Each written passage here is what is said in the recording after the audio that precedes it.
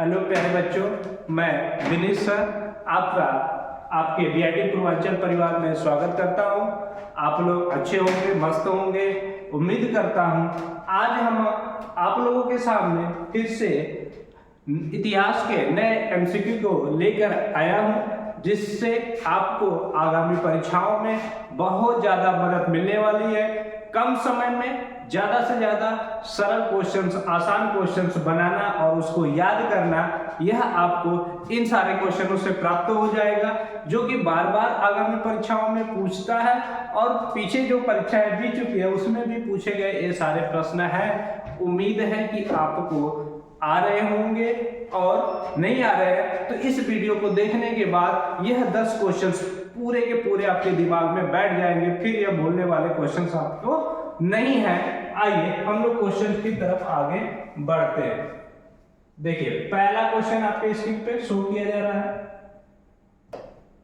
इसके तरफ की बात हो रही है। भारत के तरफ आने वाले समुद्री मार्ग की खोज किसने की थी? पहला क्वेश्चन है कि वह कौन विदेशी है जो पहली बार भारत की तरफ बढ़ा। किस मार्ग से बढ़ा है? समुद्री मार्ग से बढ़ा है और भारत की खोज उसने किया हुआ है। तो वह कौन है? तो आपके सामने स्क्रीन पे ऑप्शन है Babur, Vasco da Gama, Galileo, फेरों डोज।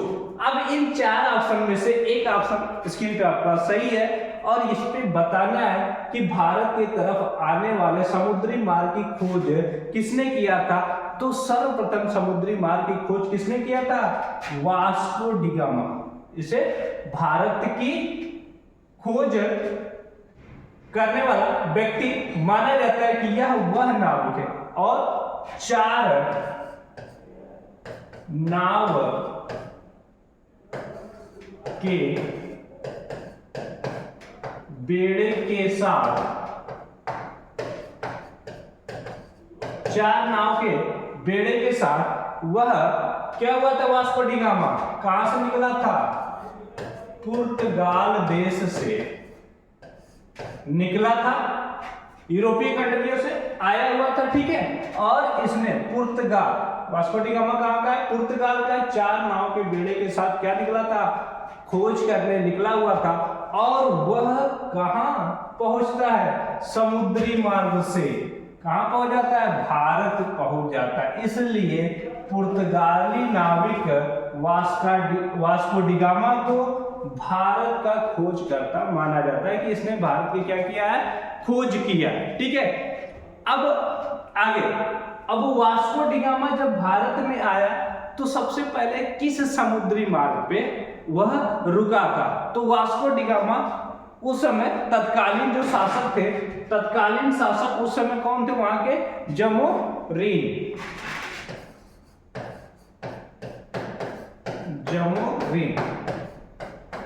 तत्कालीन शासक, तत्कालीन शासक थे कौन थे?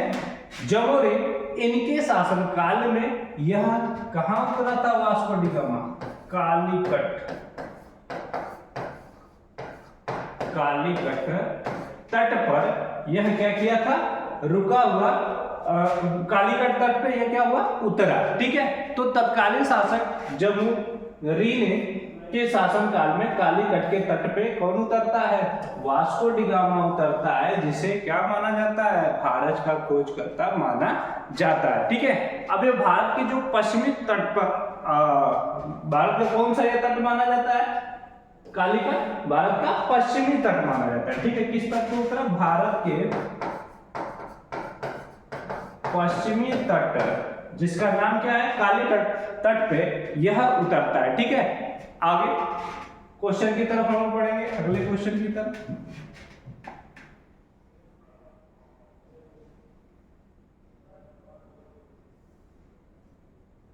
अब देखिए, आपके स्क्रीन पे दूसरा क्वेश्चन आ रहा है, उसी से रिलेटेड है। वास्को डी गामा भारत कब आया था? तो वास्को डी गामा भारत कब आया था? आपके सामने स्क्रीन पे ऑप्शन है 1492, 1498, 1948, 1857। तो कब आया था? तो वास्को डिगामा भारत कब आया था? ऑप्शन नंबर बी आपका सही होगा, 1498 में। कब आया था? 17 मई 1498 में वास्को डिगामा कहाँ आया था? भारत आया था। भारत के किस तट पे?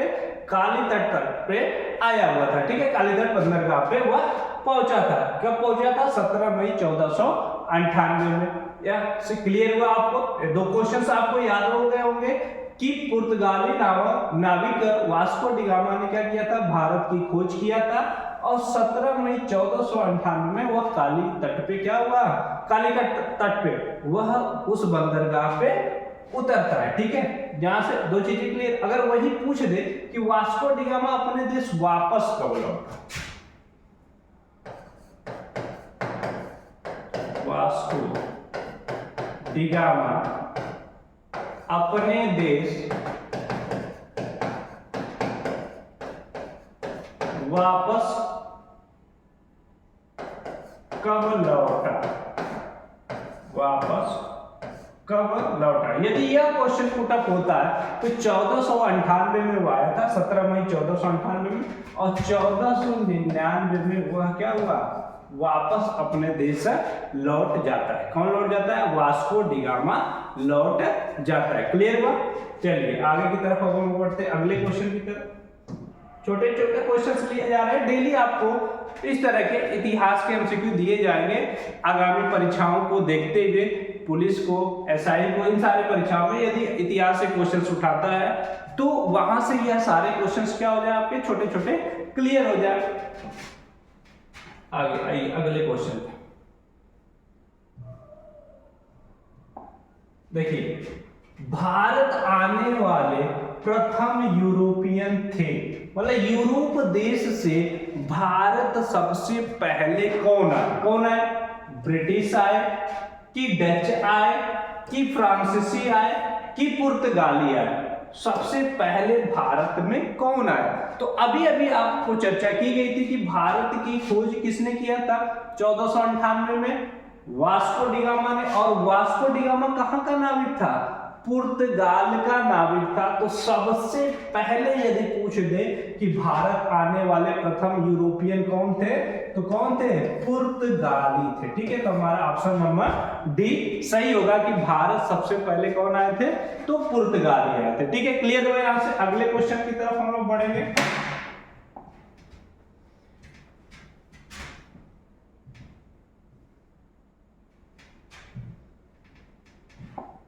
देखिए बच्चों, अभी समय है, देखिए अभी पढ़ने का समय है। ठीक है, जितना ज्यादा से ज्यादा पढ़ लेंगे, जितना ज्यादा से ज्यादा तैयार कर लेंगे, अभी कोई परीक्षाएं आपको सामने दिख नहीं रही है तो अपने आप को उतना प्रिपेयर कर ले कि जब परीक्षा आए तो परीक्षा में ऑप्शन देखते ही आपको क्या मिल जाए? तुरंत आपका आंसर मिल जाए, कोई कंफ्यूजन ना रहे। अगर मौका मिल रहा है गवर्नमेंट के द्वारा, परीक्षाओं में डिले किया जा रहा है, तो यह आपके लिए प्लस पॉइंट है। इसमें निराश, हताश और उदास नहीं होना है, लगातार अपनी तैयारी में बने रहना है ताकि एक भी सीट आए तो इतना कॉन्फिडेंस रहे कि उसमें किसका सिलेक्शन होगा? आपका सिलेक्शन होगा। इस उद्देश्य के साथ पढ़ाई करते रहना है। हमें अफवाहों पे, बेफिजूल की बातों पे बिल्कुल ध्यान नहीं देना है कि लोग कह रहे भर्ती आएगी कि नहीं आएगी, परीक्षाएं होंगी कि नहीं होंगी, ये सब आंख मूंद के एकदम इग्नोर कर दीजिए और केवल एक ही फोकस रहे कि हमें पढ़ाई करना है। आज नहीं तो कल,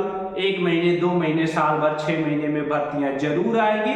और इतना दावा रहे आपका कि आपकी तैयारी इस हद तक रहे कि वहीं आपके लिए क्या हो, आखिरी तैयारी हो, आप एकदम सिलेक्शन लेके बाहर निकले, आप उसमें नौकरी पा के रहे। उस हिसाब से लगे रहिए, तैयारी करते रहिए। हताश, उदास, निराश होने की एकदम जरूरत नहीं है। अब आइए अगले क्वेश्चन की तरफ हम लोग बढ़ते हैं। ठीक है, अगला क्वेश्चन है, किस मुगल सम्राट के काल में इंग्लिश ईस्ट इंडिया कंपनी ने भारत में अपना सर्वप्रथम कारखाना स्थापित किया? मतलब जब ईस्ट इंडिया कंपनी आई हुई थी तो कौन उस समय भारत का सम्राट था जो क्या किया था? उस गद्दी पे वह बैठा हुआ था और ईस्ट इंडिया कंपनी ने क्या किया था, इंग्लिश ईस्ट इंडिया कंपनी ने भारत में अपना पहला कारखाना खोला। तो ऑप्शन आपके पास है जहांगीर, औरंगजेब, अकबर, हुमायूं। तो इसमें से कौन सा ऑप्शन सही है कि मतलब उस समय तत्कालीन सम्राट कौन था जब ईस्ट इंडिया कंपनी ने क्या किया, अपना पहला कारखाना खोल। उस समय जो तत्कालीन सम्राट था वह कौन था, बताइए। उस समय जो तत्कालीन सम्राट था वह कौन था, जहांगीर। ठीक है, तो ऑप्शन नंबर ए हम लोगों का सही है कि जब ईस्ट इंडिया कंपनी ने क्या किया था, भारत में सबसे पहले अपना सर्वप्रथम कारखाना खोला था, उस समय कौन वहां का सम्राट था, जहांगीर था। और जहांगीर का शासन काल में जो है कला की बहुत ज्यादा प्रोग्रेस हुआ है। मतलब अगर कला के क्षेत्र में देखा जाए तो इनके शासनकाल में जो कला का विकास होता है, स्थापत्य होता है, वो बहुत अत्यधिक हुआ है। ठीक है, तो इसका आंसर हो जाएगा, क्या हो जाएगा, जहांगीर। अगले क्वेश्चन की तरफ बढ़ते हैं।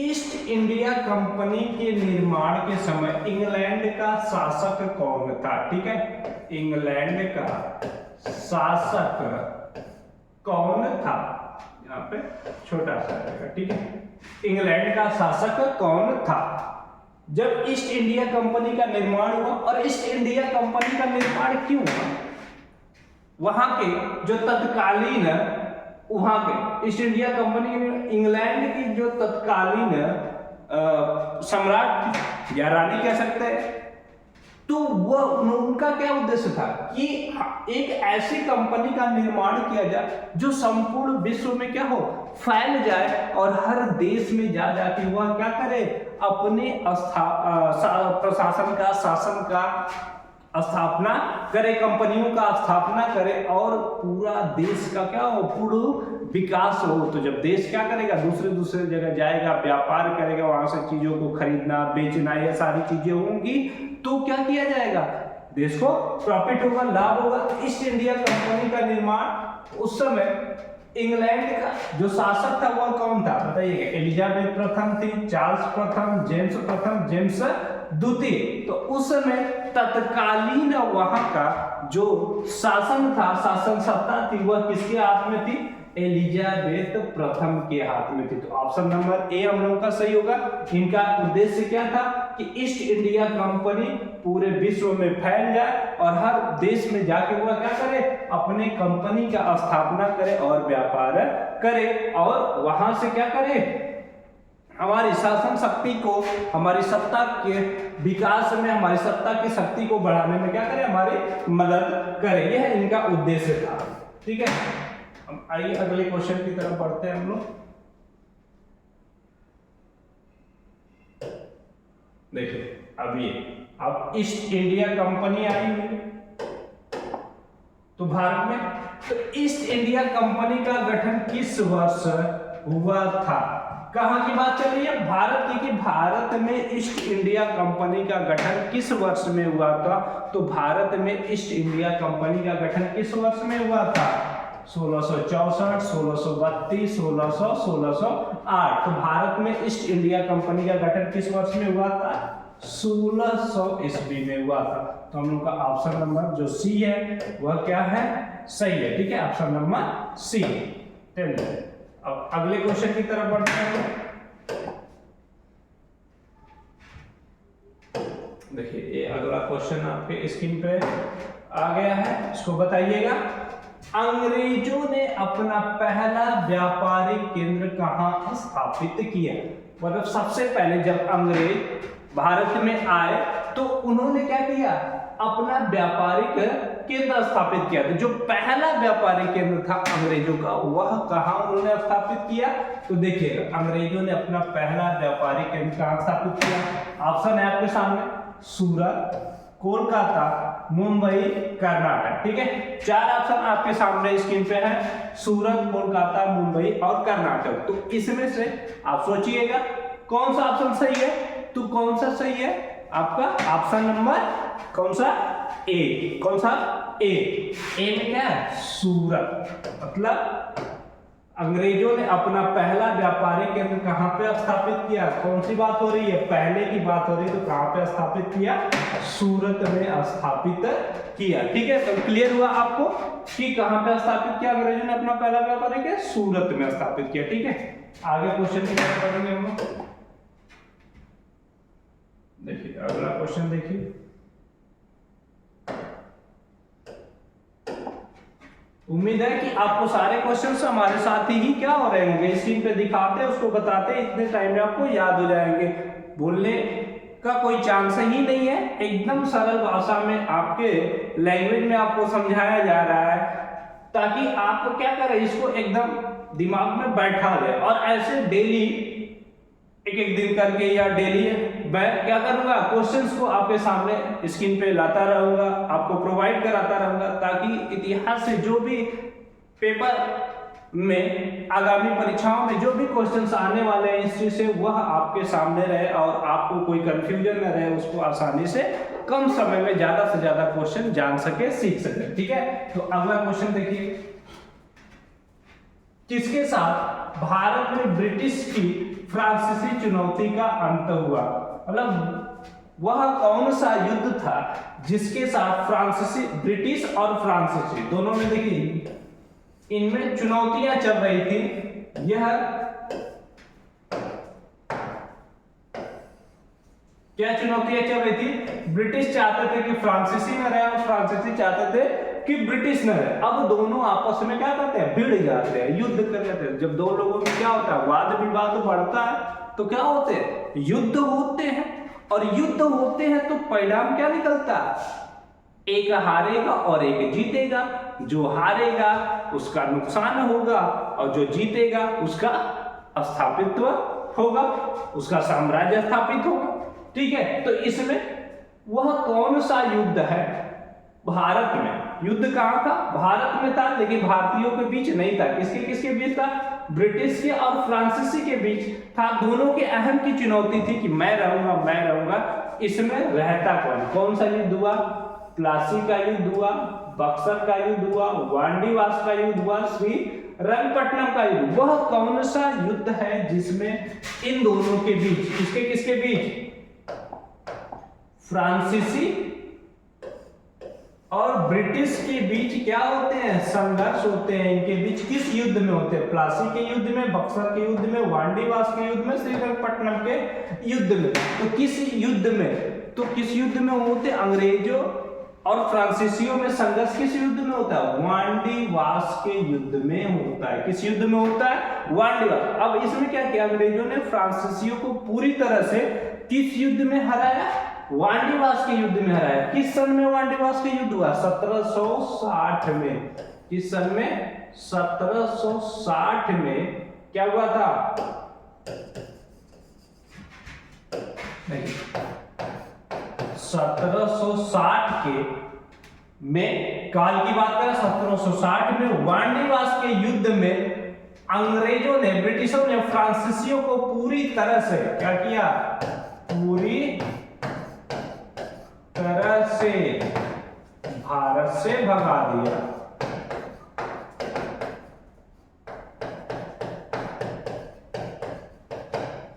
क्लियर हुआ?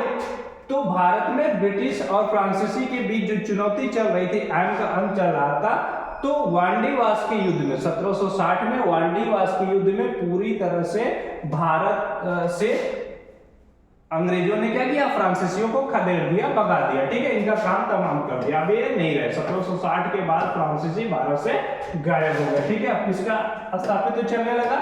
अंग्रेजों का चलने लगा। अब इनका एक तरफा राज शुरू हो जाता है। आइए अब अगले क्वेश्चन की तरफ बढ़ते हैं हम लोग। देखिए, अंग्रेजी ईस्ट इंडिया कंपनी ने खुद को भारत में किस समय के दौरान स्थापित किया? मतलब वह कौन सा टाइम पीरियड है जिसमें उसने अपने आप को पूरी तरह से स्थापित किया? कंपनियों को लगा लगा के, राजाओं को अपने अधीन करना, उनसे परमिशन मांगना, उनसे सहयोग लेना, यह सारे कार्य कब से कब तक किए गए? देखिए, अंग्रेज ईस्ट इंडिया कंपनी ने खुद को भारत में किस किस समय के दौरान क्या कर लिया, स्थापित कर लिया। ऑप्शन है आपके सामने 1600 से 1612, 1641 से 1645, 1701 से 1710, 1721 से 1728। उम्मीद है कि आपको इसके आंसर आ रहे होंगे। आपने सोच लिया होगा अपने मन में कौन सा ऑप्शन सही है। जो सोच रहे हैं आप वही सही है, ऑप्शन नंबर ए सही है। 1600 से 1612 ईस्वी में उन्होंने क्या किया, ईस्ट इंडिया कंपनी को स्थापित करना शुरू कर दिया। इतने में स्थापित कर लिया, जगह जगह यह कंपनी पूरी तरह से क्या हो गई, विकसित हो गई। अब आइए अगले क्वेश्चन की तरफ बढ़ते हैं हम लोग। अब ये आज के एमसीक्यू का आपका लास्ट क्वेश्चन है। हमें उम्मीद है कि जितने भी सारे क्वेश्चंस कराए गए हैं आपको पूरी तरह से गहनता से याद हो गए होंगे, भूलने का कोई चांस नहीं। अगर ये 10 क्वेश्चन आपको पेपर में मिलते हैं तो आप 10 में 10 करेंगे, यह कंफर्म है, ठीक है। अगले क्वेश्चन की तरफ बढ़ते हैं। फ्रांसीसी क्रांति किस वर्ष हुई? फ्रांसीसी जो क्रांति हुई थी, फ्रांस में जो क्रांति हुआ था, किस वर्ष हुआ था? आपके सामने स्क्रीन पे 1917, 1911, 1789, 1790। अब इन चारों ऑप्शन में कौन सा ऑप्शन आपके लिए सही है उसको आप बताइएगा, ठीक है। 1917, 1911, 1789, 1790, कौन सा ऑप्शन सही है? जो आप सोच रहे हैं वही सही है। हाँ बोलिए, कौन सा सही है? हाँ, सी वाला सही। कौन सा सही है? सी वाला सही है, बिल्कुल सही जवाब है आपका। कौन सा आंसर सही है? सी वाला, 1789, ठीक है।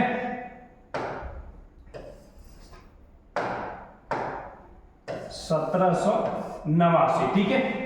तो 14 जुलाई 1789 को फ्रांस में क्या हुआ था? क्रांति हुआ था। क्यों क्रांति हुआ था? फ्रांस में क्या ऐसा फैल गया था? सामाजिक असमानता। मुख्य कारण फ्रांस की क्रांति का क्या था? सामाजिक असमानता।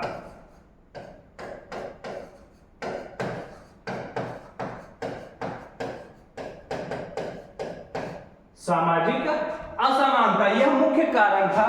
उस समय उस समाज का जो तत्कालीन शासक थे उनकी तानाशाही चरम सीमा पे पहुंच गई थी और समाज में गरीबों को गरीब बनाया जा रहा था, उनको दबाया जा रहा था, उनको दमन किया जा रहा था। तो ये सारे कारण थे, सामाजिक असमानता, समान भाव से उनको अधिकार नहीं प्राप्त था। वही कारण था कि 14 जुलाई 1789 में फ्रांसीसी क्रांति का बिगुल बजता है उसके राजा तानाशाह के खिलाफ, ठीक है। तो यह जो आज के हम लोगों ने 10 क्वेश्चंस किए हैं, हमें उम्मीद है कि आपको एकदम याद हो गए होंगे। जैसे जैसे हम 7 क्वेश्चन लेके चले हैं वैसे वैसे आपको साथ में ही याद हो गए होंगे। अलग से इसको रटने की, लिखने की, बहुत टेंशन लेने की आपको कोई जरूरत नहीं है। ऐसे ही क्वेश्चनों के साथ जो आपके आगामी परीक्षा में आपके लिए सहायक बनेंगे, उद्देश्यपूर्ण बनेंगे, आपको नौकरी दिलाने में मददगार बनेंगे, ऐसे क्वेश्चनों के साथ हम आपसे रोज मिलते रहेंगे। आपका अपने बीआईटी पूर्वांचल में स्वागत करते हैं। आप इसी तरह अपना प्यार बीआईटी पूर्वांचल परिवार के साथ बनाए रहिए। सारे टीचर्स आपके उम्मीदों पे खरे उतरेंगे, रोज नई नई चीजें आपको लेके आएंगे, बताएंगे जो आपको आगामी परीक्षाओं में मदद करेगा और जरूर आपको उस सफलता की सीढ़ी पे चढ़ा के छोड़ेगा जिसके लिए आप प्रयासरत हैं, प्रयास कर रहे हैं, देर रात लगे हुए हैं। बस आपको हिम्मत नहीं हारना है, अफवाहों पे ध्यान नहीं देना है। नौकरियां आनी है, आएंगी ही आएंगी, बस आपको उसके लिए तैयार रहना है कि जब भी आए तब आपको सिलेक्शन लेके रहना है। कोई रुकावट नहीं, कोई बाधा नहीं, लगातार तैयार रहना। मेहनत हमारी, सफलता आपकी। इसी उद्देश्य के साथ आज का यह लेक्चर मैं समाप्त करता हूं। अगले लेक्चर में फिर मिलते हैं, तब तक के लिए आप सब अपना ख्याल रखिएगा। बहुत बहुत धन्यवाद।